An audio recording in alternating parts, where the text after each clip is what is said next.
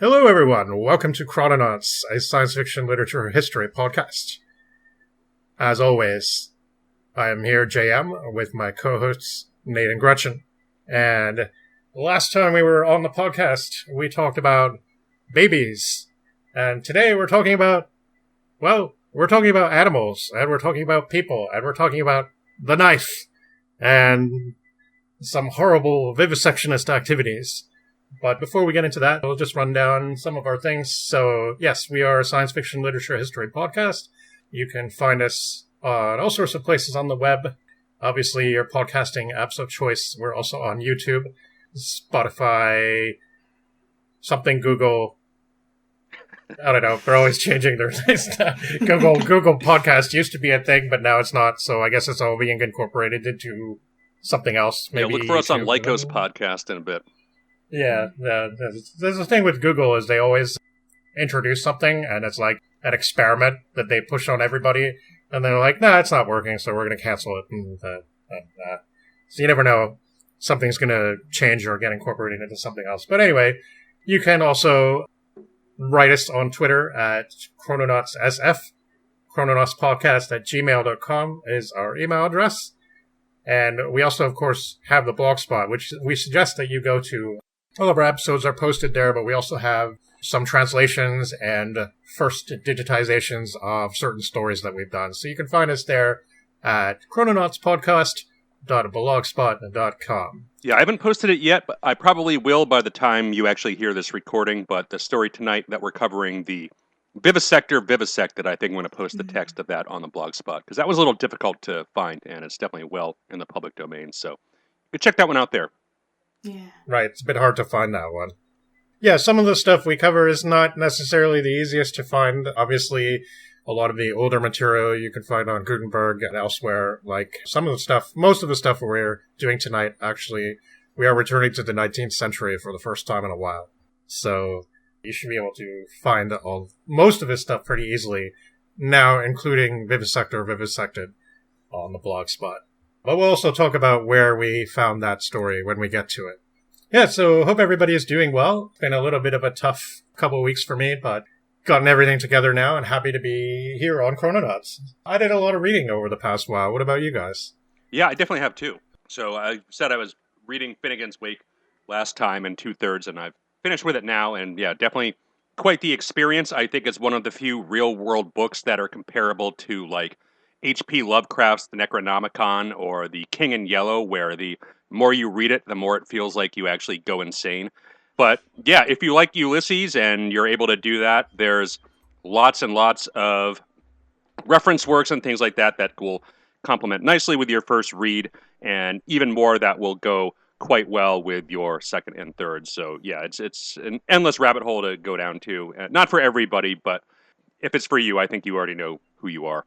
But I've also been reading some science fiction stuff, so I read Alfred Bester's My Star is the Destination, and just before this recording, I finished up with Frederick Pohl's Gateway. Certainly liked the Pohl a lot more than the Bester, though I didn't mind the Bester at all. I thought it was a lot of fun, but it's kind of interesting observing the changes in eras. There's only 20 years between the two, roughly late 70s, mid 70s versus mid 50s-ish or so, but the Bester definitely feels a lot more like a continuation of the stories we've been doing in the pulps, like Amazing and Astounding, just maybe a little bit more refined in certain areas, but the Pohl feels a lot more mature and definitely a different form of storytelling, even though it doesn't really work 100% of the time. I think overall, I really liked it, and yeah, it definitely would be cool to cover either of those on the podcast at some point. Certainly there's a lot of things we can tie them into. Yeah, actually, next month we should be doing some Frederick Pohl, so his name keeps coming up, and so I figured it was finally about time. Again, we'll talk about that at the end of the podcast, but yeah, he's coming, so... Yeah, and a couple other things I read. I read Aphra Bain's Oronuku, Edith Wharton's Sanctuary, and by the River Piedra, I sat down and wept by Paulo Coelho. And I thought, yeah, that's definitely the best out of those three novellas, but Aphra Bain was okay, and the Edith Wharton wasn't my favorite, but yeah, it was decent enough. So yeah, that's what I've been doing since the last time. Definitely a pretty wide range of stuff, and yeah, some light stuff and some heavy stuff too. Nice. Yeah, I read the Aphra Bain for the same class that we had to watch Children of Men in for biopolitics. So that's interesting that you recently read that. Yeah, I remember you mentioned that on the podcast, and when you mentioned that, I was like, oh yeah, I have that book. So it was short, wanted to catch up on my Goodreads reading challenge, so I figured that'd be a good one to knock out in like a day or two. Nice. That's cool, yeah. I've read a few things, too, that I think would be sort of podcast relevant. So I'll try to talk about them all a little bit briefly if I can, not to go on for too long. But the first thing I read was a collection of short stories by Margaret Sinclair. Normally, when I read short story collections and anthologies, I don't necessarily read the whole thing. I just kind of dip in and out because I kind of feel like that's the best way to do these sort of things usually. However, I was pretty into these stories, and so I wanted to read pretty much all of them, so I did. And yeah, she's really good. Definitely want to cover one of her stories on the podcast at some point when we do more short stories. I guess if I can compare her to any author that I'm aware of, it would probably be Ray Bradbury. But she's definitely different. She's definitely kind of doing her own thing. But I guess what reminded me of Bradbury was the tendency to favor kind of rural settings and sort of, I guess, emphasis on atmosphere and mood. Maybe not quite as flowery and sort of poetic as Bradbury can sort of get sometimes, but kind of weirder as well. Her ideas are pretty original, I must say, and you can tell she's really into animals and plants and stuff like that too, because there's a lot of interesting depictions of, I guess, alien animal life, and not just animal life, but interesting, intelligent life that sort of resembles plants and animals that we know and stuff like that, and how people deal with that. Not exactly first contact, but some of it kind of resembles that, and there's different moods. Some of the stories are more horror, some of them are more, I mean, you can tell she was writing for different markets, so she kind of, the stories that she wrote for Weird Tales kind of have a bit of that feeling, and then there's some kind of weird, zany space opera stories, and then there's some really bizarre stuff. Apparently later in life she got really into Wicca and the occult and stuff, so you could kind of see that in some of the later stories. So I really liked the compilation a lot, so that was a lot of fun. I also read a book called Made for Love by Alyssa Nutting, and this is a newer book. Well, it's not that new now. I guess it's about 7 or 8 years old maybe, but it's kind of an unusual choice for me. It's, I guess, I heard about one of her other books, Tampa, and knowing the subject matter of that book, I wasn't really sure I wanted to read that, but she still sounded kind of interesting. I'm not saying I'd never read Tampa, but maybe sometime in the future. So I wanted to try something else. And yeah, this kind of a story about a woman who's just gotten out of a marriage with a evil tech CEO kind of guy, and she moves back into a trailer park with her dad, and it's kind of a satire of all kinds of things. Weird, but also kind of mainstream in feeling, I guess. Like, it's I could see that book really appealing to a lot of people on an emotional level, but yeah, like the characters and the dialogue it's quite strange and wacky. And yeah, it's not the most subtle book in the world. The evil tech CEO's name is Byron Gogol. I don't really know what she has against those two authors, but I guess it's kind of like a double whammy there. You know, she's like making you think of Gogol, but also like this weird Byron. Maybe she thinks of him as a control freak or something like that. I don't know, but it was good. I enjoyed the humor of it. I enjoyed the wackiness of it. Really bizarre situations. It was a lot of fun and not too long, so worth getting into. And finally, the last book I read was Project Hail Mary, which is a very popular modern sci-fi book. And a YouTube channel that I sometimes watch, Bookpilled, just posted a video where he talked about the 5 worst books he's read this year, and that was on the list. But I didn't think it was that bad at all. I quite enjoyed it. It's definitely, I don't know, the protagonist is a lot like a dorky kid. Like, he kind of really into math and science, but he's not a kid, but he just kind of, you see a lot of his internal monologue, and it's in present tense first person, which is kind of a weird style to get into. Sometimes it takes a bit for me to adjust to it, because it doesn't feel like you're reading a book sometimes, and I think that's the intention. And when I started the book, I thought, oh, this might be kind of rough going, because it was like reading a text adventure game almost. Okay, I go to the thing, and then I press the button, and wait, but nothing happens, and, you know, and it's just, okay. But later on, he actually used the phrase, going into a maze of twisty little passages all alike, and so I knew it was kind of deliberate, I guess. But so it's basically a save the world from a global catastrophe kind of book that turns into a First Contact novel. So a lot of it's had this one lone astronaut, this one survivor of the space interstellar mission, the first interstellar mission.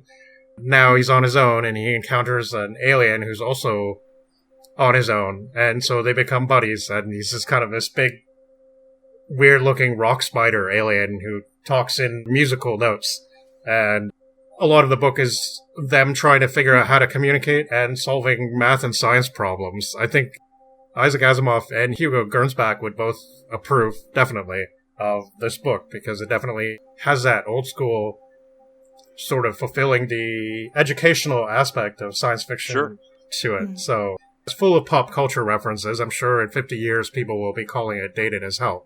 But who cares? I mean, it's the thing is, I think it appeals to a lot of the same demographic that the old school science fiction does. And Bookpill didn't like it. He said it was very YA-ish. And he didn't, he's just not into that. And I get that. And I think the reason I wanted to persevere with it was that my friend was reading it for her book club, and I think she wasn't very satisfied with some of the way the book club discussions go. And so I'm like, yeah, I'll try it. I'll read it because it's already something that I was kind of interested in reading. So I persevered with it. And in the end, I really ended up racing through it, and kind of a bit of a long book, but easy read. And even the math and science stuff was pretty fun, I thought. So yeah, that's definitely cool. Nice. For myself, between having to arrange some stuff for next semester with housing, interviewing for internships, and also editing an unpublished book, I didn't have too much time to read many other novels over the past few weeks. But I did read a couple of short stories, one of which may be coming up next month, just perhaps. I've been reading a bit of nonfiction, like essays and stuff about absurdist literature and queer theory, because I might use those for my upcoming thesis. So I did read Myth of Sisyphus by Albert Camus, which was a really interesting text. That's cool. And I also did read The Queer Art of Failure by Judith Halberstam, which I had read a chapter of that for one of my queer theory classes about 2-3 semesters ago, and I had not read the rest of it, so it was really interesting to get a fuller sense of his ideas, as it's actually Jack Halberstam now, I believe.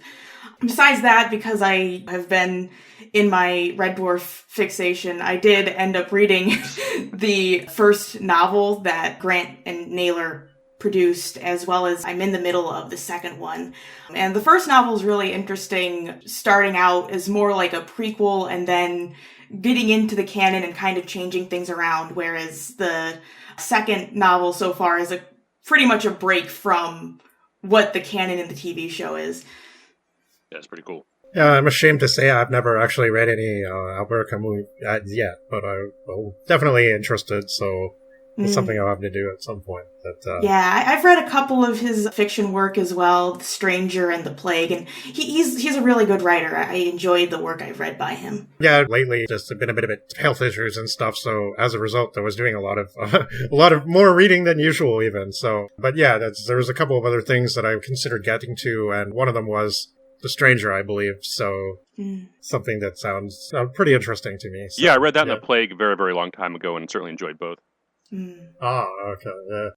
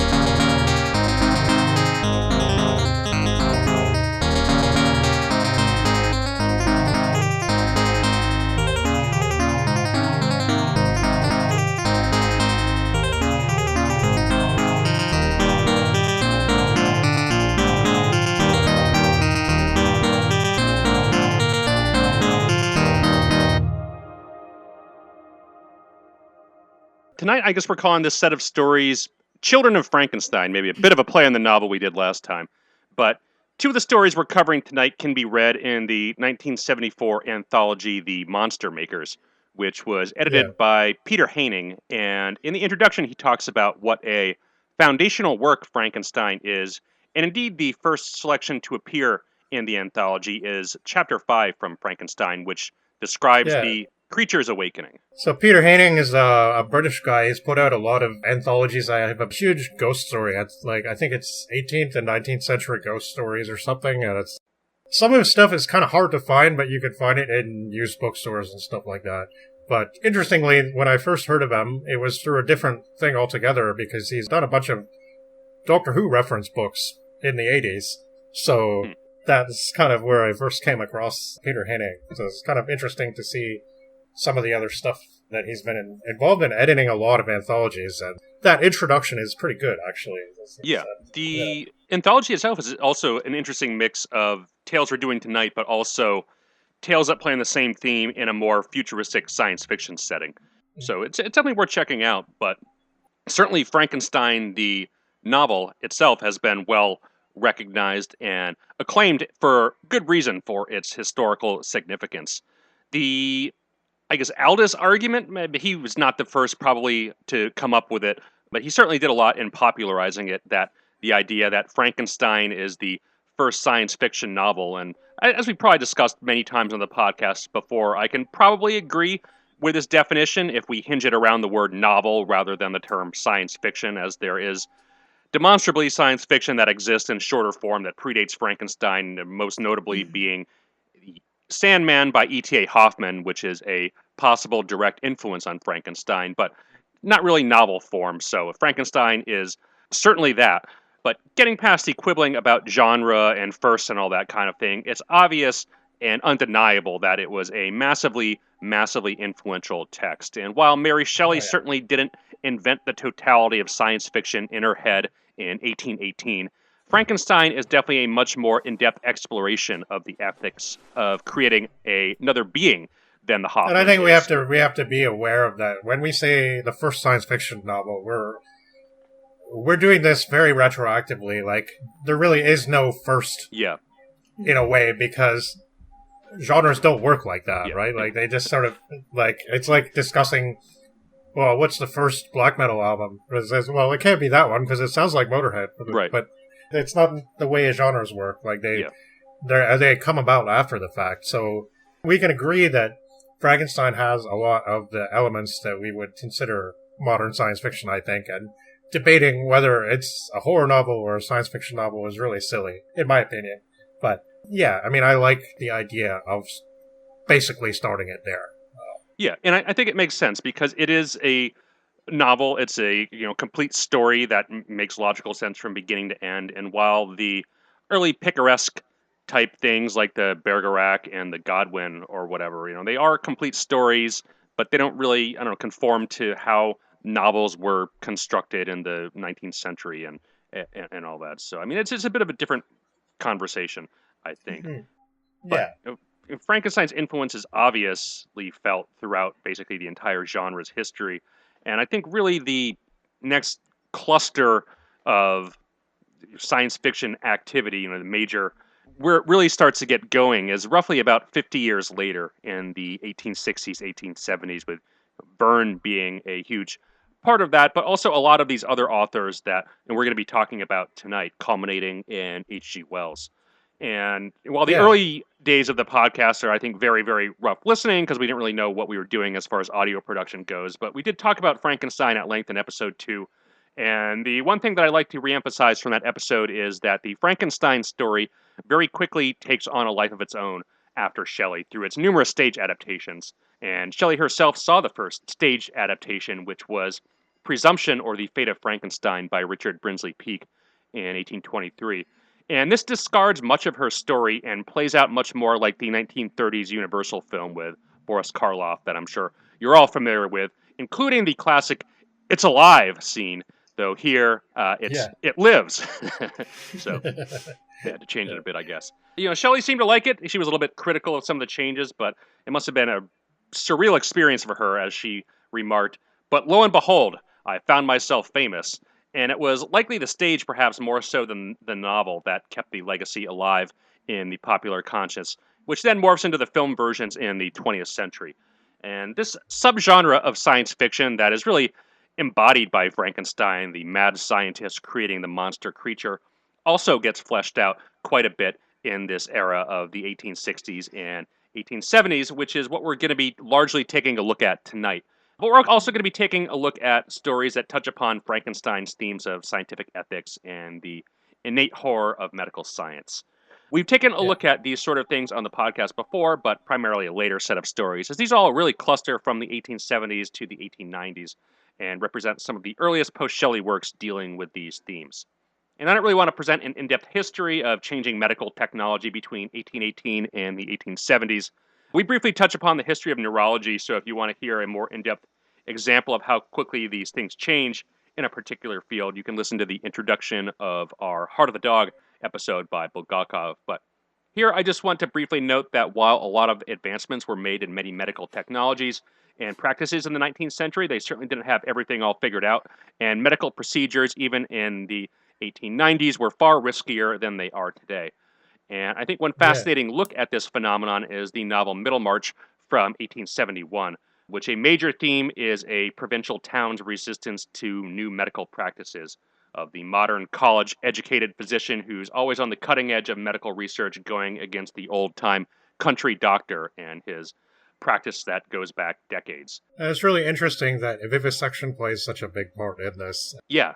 All over the place, right? And we'll get to it shortly, but H.G. Wells, who we'll be talking about in a bit, seems to have had conflicting views on the subject of vivisection, because it's clear that we actually did learn a lot by conducting this horrible practice.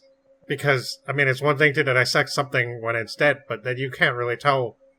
You can't tell how things work, right, because they don't work anymore, because it's dead, right? So, I mean, you know, it's this, like, horrible thing that it could be an instructive practice. You can see how it could be, but obviously it's torturous and despicable. But, I mean, science learns a lot from that. How else do you learn how something works unless you can see something react when you modify things and take them apart?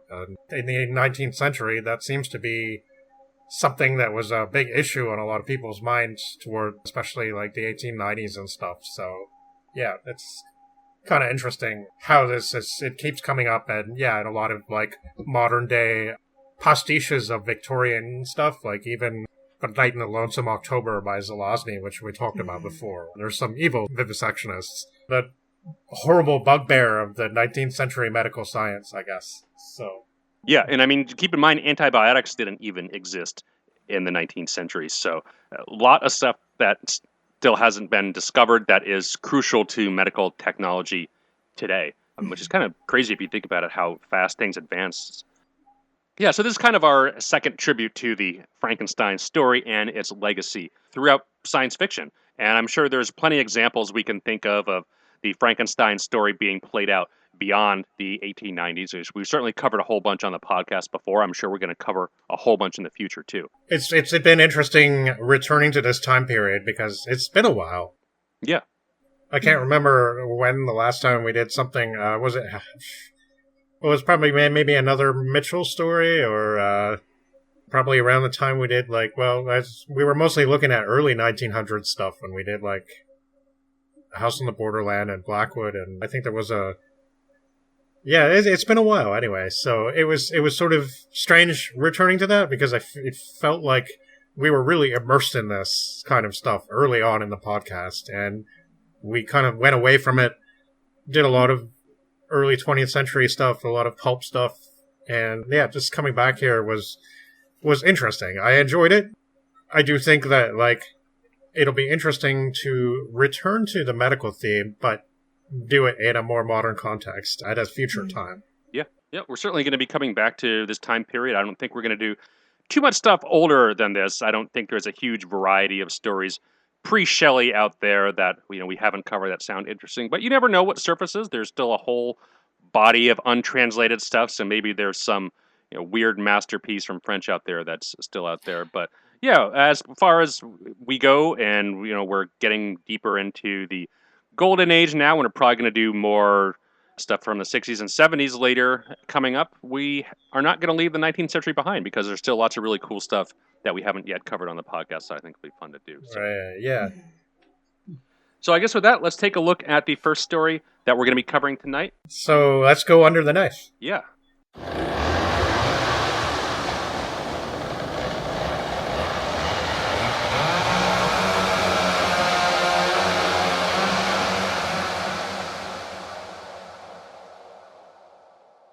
We've covered H.G. Wells numerous times on the podcast before, so we won't go too in-depth into his biography here, which you can take a look at in episode 5 if you are interested.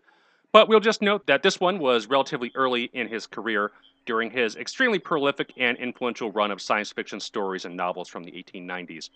For point of comparison, his first major work was The Time Machine from 1895, which was serialized 1 year prior in the New Review. Under the Knife was also initially published in the New Review, specifically in the January 1896 issue.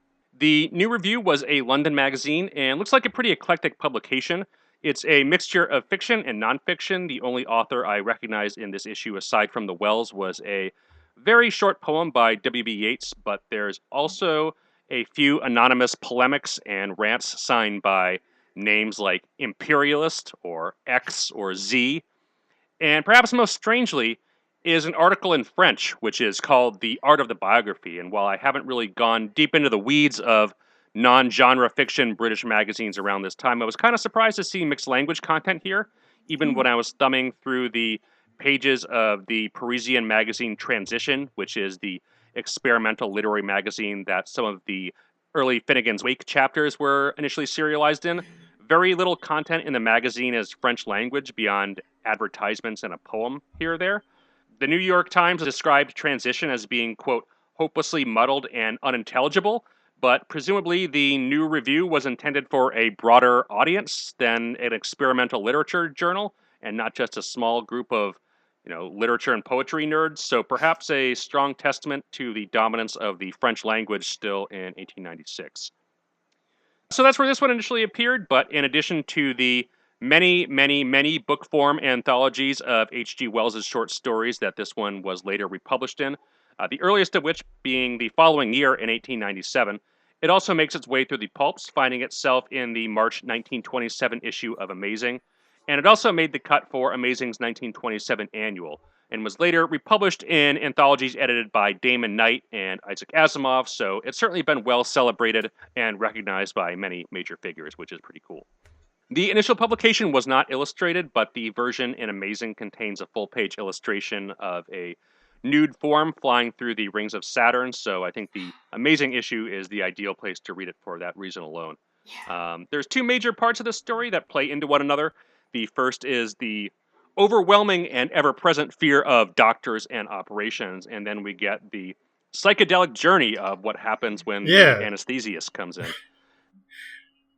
And I'd just like to point out that Wells himself was experiencing a lot of health issues around this time. And so he would have been probably visited by a lot of doctors. I don't think they would have actually been able to operate on him because a lot of his conditions had to do with, he did have one of his kidneys removed, and also he had chronic lung inflammations that may or may not have been a result of tuberculosis, so definitely a time when this kind of stuff would have been on his mind, I would say. So. Oh, absolutely. And you were more likely to die from something like TB back then, where it would just be totally untreatable just because they had no idea how to cure it. Even infections with no antibiotics would prove very difficult to treat. Around this time, nitrous oxide was widely administered, and thumbing through the pages of the 1893 issues of the journal The Dental and Surgical Microcosm, which archive.org mislabels as the 1891 issue for some reason, but this journal describes itself as, quote, a quarterly journal devoted chiefly to the sciences of anesthesia and surgery in their cooperative relations, and in it the headline, Another Death from Nitrous Oxide Gas, appears numerous times, and there's even a great account with the headline, Crazed by Laughing Gas, which I want to read in its entirety, and it says, quote, Annie Burns was found by the police wandering along the riverbank near the foot of 26th Street about 2 o'clock this morning. She was almost frozen and was evidently not in her right mind. She was locked up in the 12th Ward police station, and at the hearing this morning, she seemed all right. She said she had gone to a dentist's office yesterday afternoon to have a tooth extracted. She remembered nothing after taking the chair when laughing gas was administered until she woke up in the police station this morning. She was discharged. The above was clipped from the Pittsburgh Press of January 19, 1893. It is here given as a warning to those who produce unconsciousness with any agency not to allow the patient to leave the office until perfect consciousness is restored and the patient is in normal physical condition as well as mental. And there's also an article, Hypnotism or Anesthesia in Dentistry. So there was clearly a non-zero number of quacks out there. And while we can look back on medical history as a constant progression, the fear of operation and surgery, especially at this time, doesn't seem completely unfounded, as lots can very easily still go wrong. The last story we did by H.G. Wells, The New Accelerator, also republished by Hugo in Amazing, also involved the use of drugs. And taking a brief cursory overview of drugs in science fiction, his story, The Purple Pilius, and a much more famous novel, The Invisible Man, are also name-checked. So it does make me wonder to what extent he used recreational drugs and what his points of references were. Obviously, common modern drugs like LSD and DXM were not synthesized until decades after this was written. But as previously mentioned, nitrous oxide, morphine, cocaine, chloroform, ether, all had wide uses in various forms of medicine, so definitely a much stronger cocktail of harder drugs more prone to fatal overdoses and brain damage were commonly available, in many cases over the counter from your neighborhood pharmacy. So, much different time. A lot of really intense stuff out there. Operations and doctors were a lot more dangerous and risky than they are now. So, the fears of death and disfigurement and permanent, I guess, mental incapacitation, I think, are well justified. Yeah, this one was definitely very nightmarish, but also reminded me of, like, a psychedelic experience, pretty much. Where there's one part in particular, and I'll point it out later, but it's like the feeling of anticipation that you sometimes get, where you're anticipating that something is going to happen, and then it apparently, maybe does or maybe it doesn't, but you react in a certain way, like maybe it, you react like it happens even if it doesn't happen, because a part of your mind kind of is tricked that way. And I guess, I don't know, this story definitely captured that. There's absolutely nothing that I've seen that indicates that Wells was into this sort of thing, but that's the second time. I mean, last time we did him was The New Accelerator, and that was also kind of trippy. So, it's interesting. I couldn't help but be reminded of House on the Borderland during this. Sure. With like it has that same sort of, I guess, trippiness to it, that same feeling of like a journey that you're going on. The astral, the whole universe unfolding before you. Yeah. The astral journey, almost flying off into space, that was definitely House on the Borderland vibes there. Right? We kind of commented that section of House on the Borderland seemed to be influenced by the Time Machine. So, like, the Wells short stories, they seem to have been quite well read and circulated, even though maybe we'll get into this a little more in the next section, because it's been a while since we really, really talked about H.G. Wells and how busy he was and how many different phases of his career there was, because he was pretty much writing nonstop for 50 years. Sure, He wrote literally dozens and dozens of novels, nonfiction works, journalism works. He never stopped. And most of the short stories are early on in his career, but not all of them. There's some later stuff that I guess would count too, maybe at least as like novellas or something like that. But this is what he was doing early on. So there's like 4 or 5 different collections that came out throughout his life that basically reprinted all of the short stories. And like I said, the first one came out in 1897, a year after this one, so this one made its way out of the magazines very, very quickly, and it's not like it languished in obscurity for 30 years or something like that before somebody rediscovered it. It was definitely widely published and most likely widely read, because H.G. Wells seems to be popular pretty much everywhere. Yeah. I have no doubt that Hodgson was aware of this stuff, so I don't know. It wouldn't surprise me anyway. But very trippy. Like, there's no real happening in the story, but it's like death dream, basically. Yeah. And actually, not only did I feel the trip, but I kind of felt the sense of relief when it was over. It was cool. I mean, powerful little piece, I think. I like Wells. He's good at conveying this kind of stuff. So, yeah. Yeah, and this is pretty short, so my notes on this are not very long at all. So the narrator here seems rather emotionally distant from society. He's anxious about dying, but doesn't seem to have anybody to mourn for him if he does. Upon musing about death and moral feelings, he's brought back to reality by almost bumping into a butcher's boy, and this musing continues and he drifts off to sleep on a park bench, and the park itself morphs into a cemetery in a dreamlike state when some park attendant wakes him up and shuffles him off, and he just sees the signs of death wherever he goes. The doctors arrive the next day, and he's prepared, stretched out, and given anesthetic, and in a dreamlike state, proceeds to see himself cut apart in surrealistic ways. He envisions a cut vein spewing blood, the doctor's calling for ice, and he knows for certain he's going to die. He feels his soul leaving the body and flying out through London. The scenery morphs into this surrealistic burst of colors, and we've seen this kind of stuff before and after this period. Knick-Knack, House on the Borderland, and it's great there, it's great here.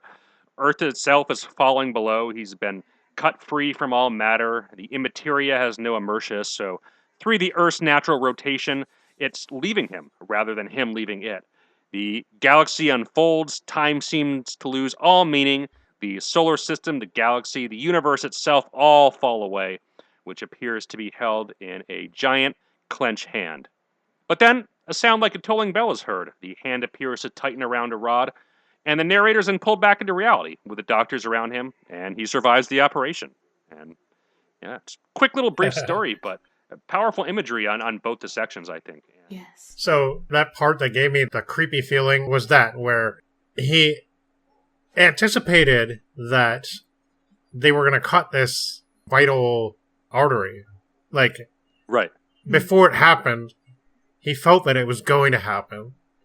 I know that while on mushrooms, I've had feelings like that. Sure. So it's like, oh no, then it does happen, and it's like it's the worst. Usually, it's not something that bad. I've never actually been cut like that, but anticipating that something's gonna fall or something like that, or that something's gonna there's gonna be a huge bang because something's gonna fall on the floor or something like that, and you're like, oh no, it's gonna happen, and then it does. That was like a trip flashback in a way, I guess, just feeling that, the essence of that, because you described it really well. He described it's that horrible anticipation, and he's like, they're going to cut me, and I'm going to bleed out, and I'm going to die. And then all of a sudden he hears the doctor go, oh no! Yeah, no, he's good at writing this stuff, and while he probably wasn't a recreational user, I'm sure they gave him nitrous at the dentist or something like that, if it seems to be that commonly administered, where they're commonly giving too much that are documented in these surgical journals. So, yeah, it wouldn't surprise me if he'd been administered some heavy doses in a medicinal setting before. Otherwise, how would he be able to describe the experience so well and accurately? You know what I mean? It just seems very unlikely that he would have had no experience with this stuff at all. Yeah. So I think, not everybody's going to love this kind of thing because it's flying off into the cosmos and describing astral phenomena and stuff like that. And seeing the universe, it's like, I think a lot of people do have trouble with this kind of stuff. But if you like this kind of thing, you'll enjoy this little story. It's really short. He doesn't overdo it. Yeah. It's not like he spends 100 pages describing the rings of Saturn or something like that. It's short. It gets its feeling across in a very few pages. So I think it's really effective. If you like this kind of weird astral voyage stuff, it's a good read.